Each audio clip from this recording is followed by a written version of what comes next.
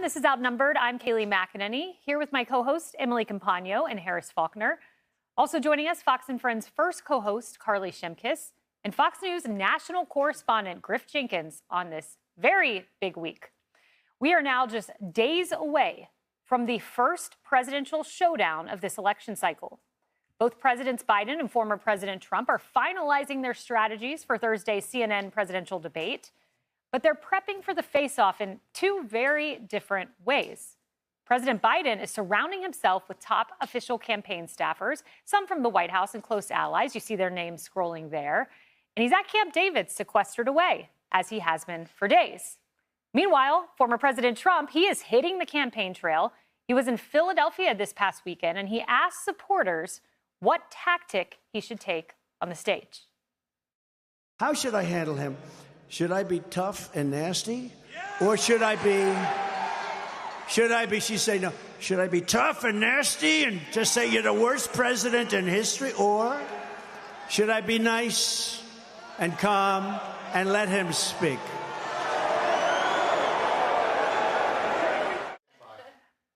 It's so funny. She says no. Some people would say they agree with her.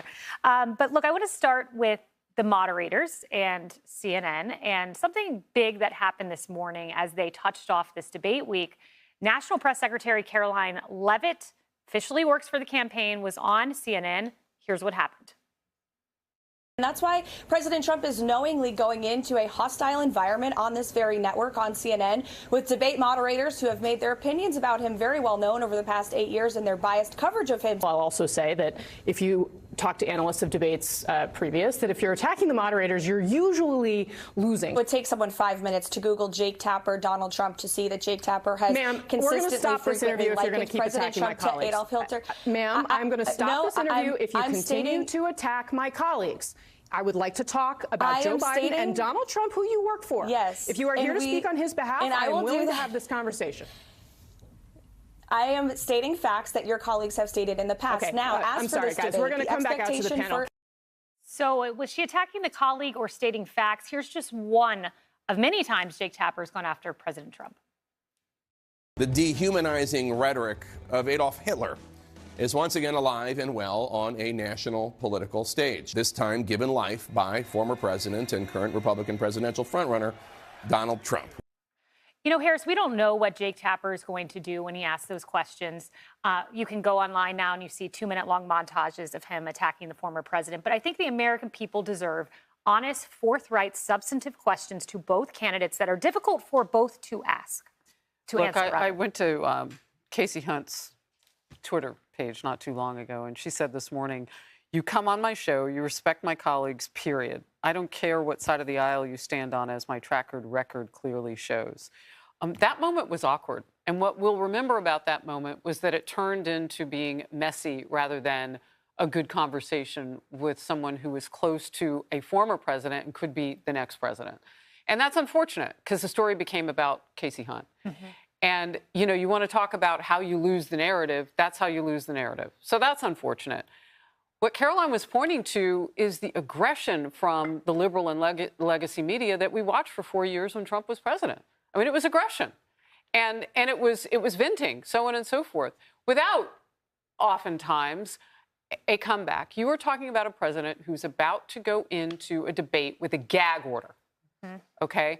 And so the people who speak for him are speaking for him. If you invite them on the show and you shut them down, now you're further gagging him. I don't really understand the purpose of that, but you got to keep at it, because Trump is winning this. He's going for independence, black vote, Latino vote. He's winning the optics of going out and talking to people. You and I have talked about this many times. He's actually doing that. Let's see if the Biden surrogates can keep up and stop talking so much about Trump. They're very different approaches. You know, I watched that rally Saturday night, and you saw someone having fun, engaging with the crowd. He talked about the debate a ton. He thinks Biden, who's sequestered, he has tons of aides around him, preparing. President Trump doesn't think that's happening. Here's what he thinks actually is happening at Camp David. So tonight, we'll refer to him as Sleepy Joe, because right now, as you know, it's been reported that right now Crooked Joe's gone to a log cabin to study, prepare. No, he didn't. He's sleeping now. because they want to get him good and strong. So a little before debate time, he gets a shot in the.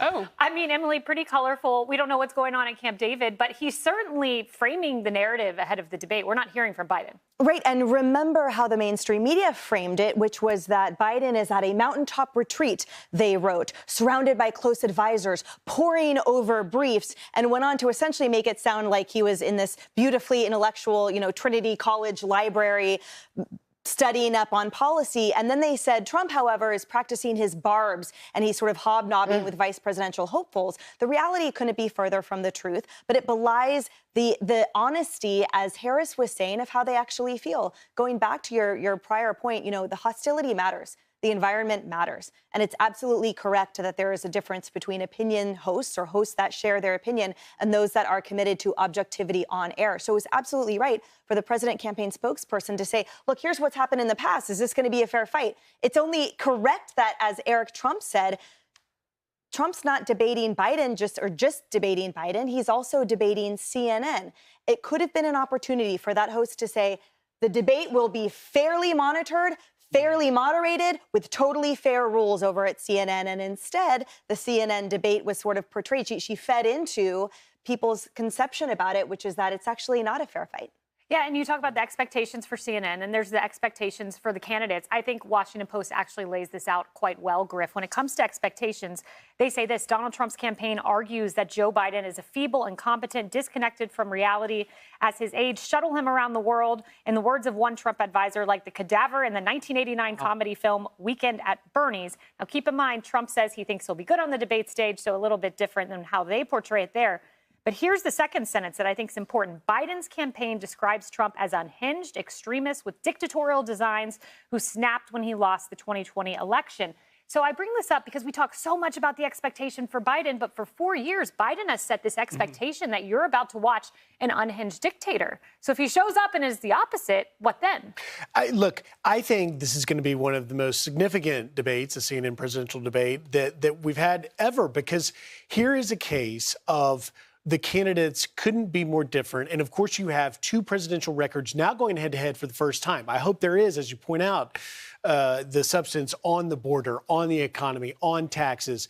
But if I could just go back to that rally, Trump is bringing his core base with him. Come with me. They're stacking the deck. They're going to cut my mic off. And the lesson from that interview with Casey Hunt and Caroline Leavitt was that they saw they couldn't control Caroline Leavitt. You think Jake Tapper's going to be able to control Trump? We'll see what happens. We'll see what we get. I will say this. I do hope at some point we get a colorful Trump moment, which is his unpredictableness that he's perfected. And he turns perhaps to Biden and says, by the way, did cannibals eat Uncle Bozo? Oh, my goodness. Carly. Yeah, Lara Trump was on Fox and Friends earlier this morning and talked about Donald Trump's strategy and what he's going to do in terms of substance is say, we've had two back-to-back presidents, me and President Biden, and just talk about the records. Where did you feel? Did you feel better 4 years ago, or do you feel now? Just talking about the track records, which so interestingly, it takes place back-to-back. I mean, how often can people really compare and contrast two presidential candidates? There are also two rules that I think work in favor of Donald Trump. One is that he won the coin toss, so he's going to be doing the closing statements last. So the last person that you will hear from during closing arguments, essentially, is Donald Trump. The other is that the mics are going to be muted. That works in Donald Trump's favor because he's aggressive. He's got a tendency to talk over the other candidate, and sometimes when you do that with Joe Biden, you bail him out if he is, losing his train of thought. That's an interesting point. So there's also that. If he gets a January 6th question, if he gets are you going to accept the election results question, I think a good way to pivot to that is just say, listen, I'm running for the future of the country. You may care about that, but the American people care about the economy. They care about the border. They care about crime. Those are the issues I want to talk about. I think that will speak to a lot of people in the middle, moderate voters as well. I would just add one point. I believe Biden won the toss and chose to give Trump the end remarks because he wanted a different podium. He wanted to stand at a particular podium, so which is fascinating. Yeah. And I'm glad you brought it up because Don't you want to be the last person to speak? Yes. I mean, Biden could have done that and gave it away. Yeah. Right. I didn't know that the coin toss hinged on both. Yeah. I learned about all that NFL stuff from Emily. You want the last word, that's for sure. Totally. Yeah, right? Yes, no doubt.